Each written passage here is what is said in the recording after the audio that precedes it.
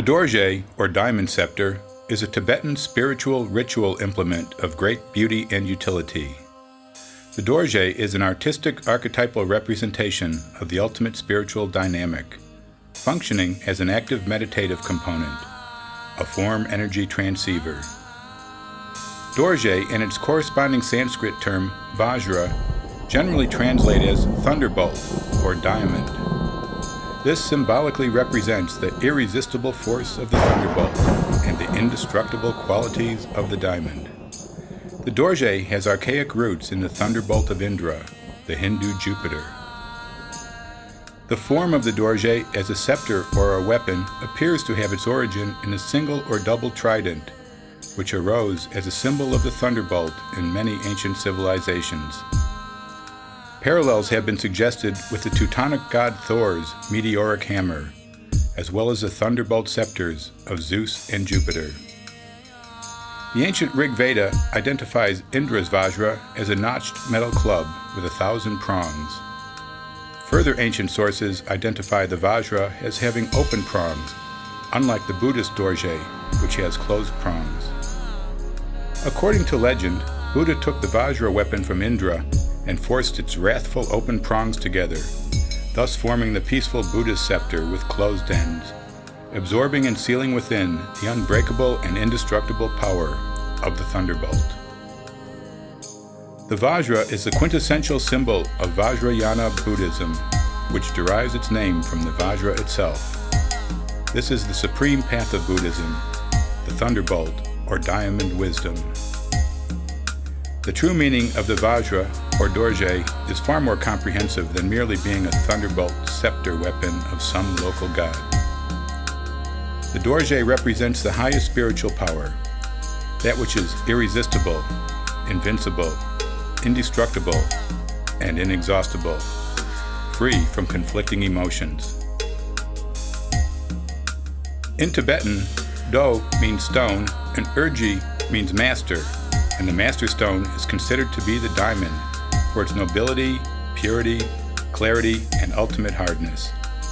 The master stone is, of course, the philosopher's stone, or prima materia of the alchemists, and this symbolism is apropos for the Dorje. The secret of the philosopher's stone is that anyone who attains it cannot use it successfully for base purposes, such as riches and physical immortality, as such intent leaves one spiritually dead. The true philosopher's stone is not a physical object, but rather an awareness of the transformative power of awakened consciousness. The future is transmuted from the past by our current actions in the ever-present now. We hold the power of responsible freedom as both our birthright and obligation on our path of spiritual evolution. The two sides of the Dorje can be seen not only in the polarities of male and female, night and day, hot and cold, and so on, but also as the most dynamic of our experiential polarities, matter and spirit.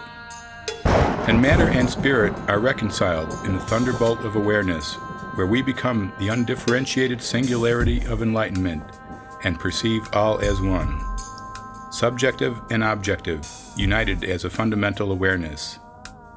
This is the ultimate tantric doctrine. In its symbolic artistic form, the Dorje is a scepter, the emblem of supreme sovereign power, hence the diamond scepter. It is the unmovable axis of the world around which the mandala of psychocosmic experience revolves. The Dorje's form corresponds directly to its function.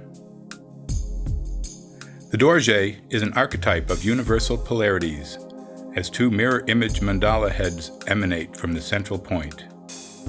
The venoms of mortality are represented on one side, with the wisdoms of enlightenment on the other. Astute meditators gain awareness of many correlations.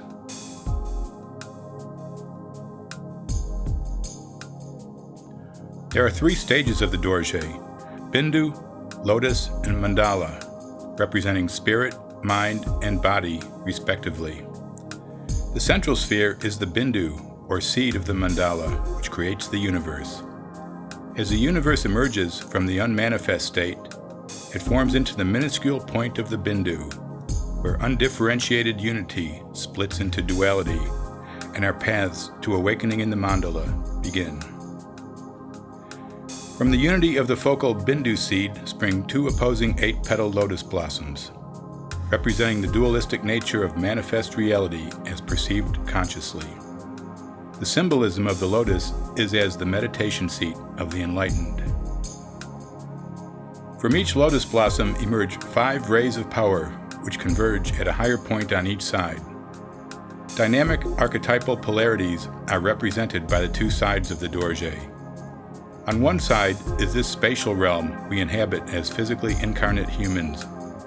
The other, the subjective counterspatial realm of mind and spirit.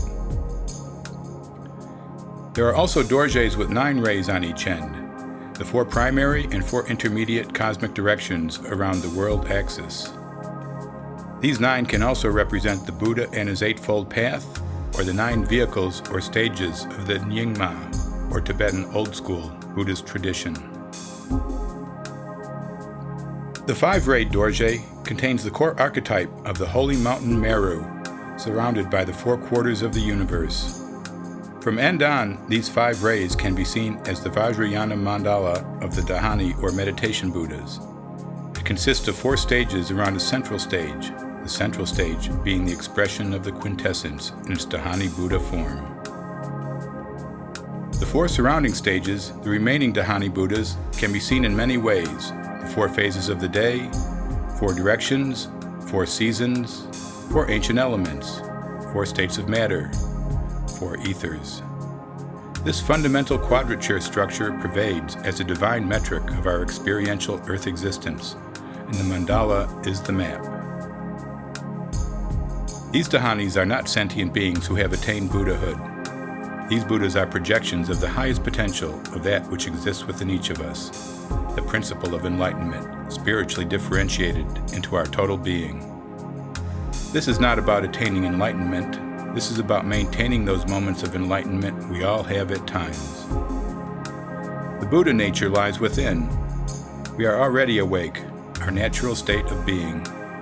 The material plane distracts us from our finest awareness through uncontrolled sensory input, emotive reactions, and false beliefs. To dissolve the distractions, one meditates on the Dahani Buddhas as representatives of what are termed the skandhas, our 5 aggregates of consciousness, being consciousness in its totality of physical and non-physical existence. Form, our physical beings. Feeling, both inner and outer sensation. Cognition, the processing of experience. And volition, intentional activity. These 5 together comprising an individual's total life experience.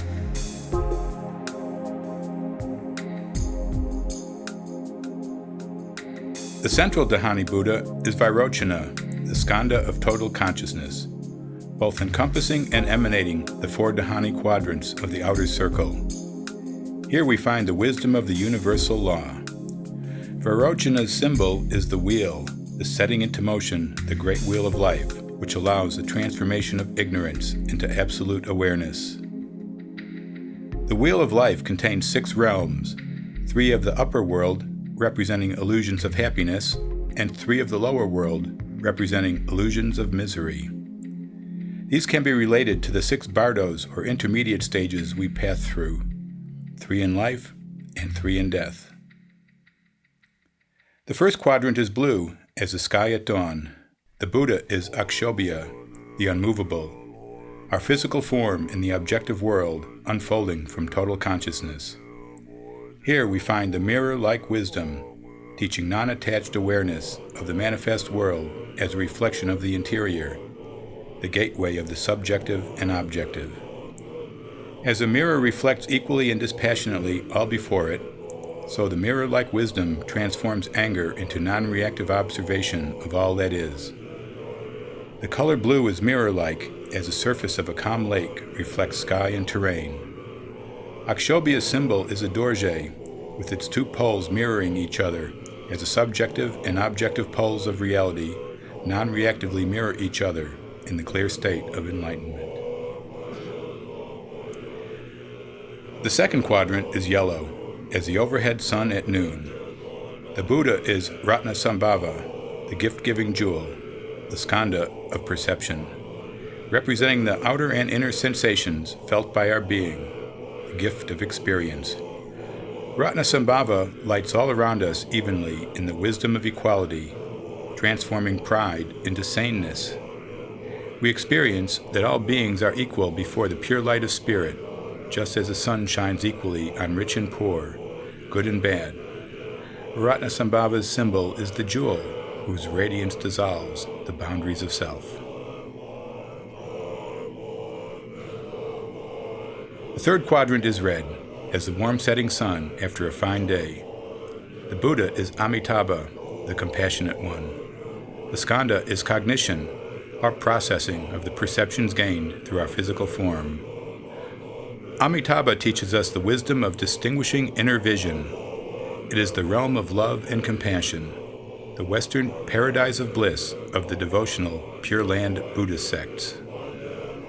Amitabha's symbol is the lotus, the seat of meditation. Just as the sun sets, so do we turn inwards in meditation, transforming attachment into unity. The final quadrant is dark green, the night. The Buddha is Amoghasiddhi, wisdom of all accomplishing karma-free action. The skanda is intention, representing our volitional responses after processing the perceptions gained through our physical form. It is the spiritually awakened free will, the realm of wisdom, where jealousy is transformed into accomplishment. The symbol of Amoghasiddhi is the double Dorje, or Visva Vajra. Visva is Sanskrit for manifestation.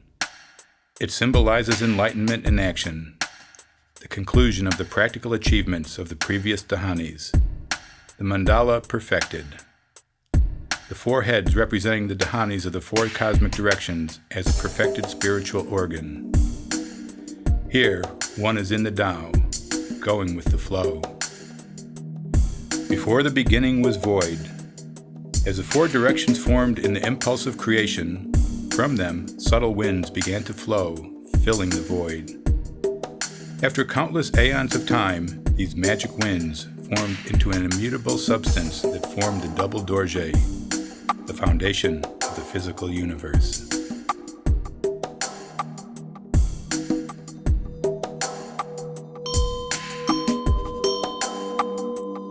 In ritual use, the Dorje is held in the right hand, while a bell is held in the left. The Dorje represents the masculine principle, compassion expressed through skillful means. The bell represents the female principle, wisdom, the hollow representing wisdom as inseparable from emptiness, and the clapper represents the sound of emptiness. The ritual bell commonly has the Dorje symbolism in the handle. To achieve enlightenment, these male and female principles must be conjoined to become one.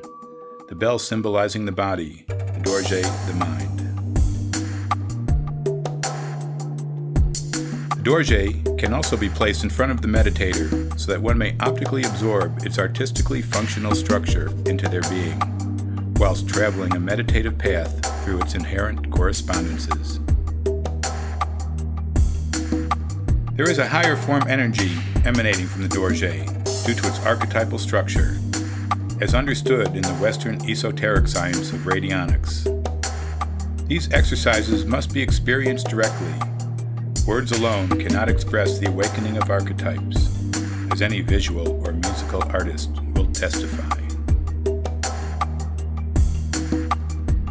Meditation upon the Dorje and constructing it in one's inner realm will guide the body, mind, and spirit to the awakened state, where all the psychocosmic elements of our incarnation are integrated and raised to their highest level. The Dorje is both path and symbol.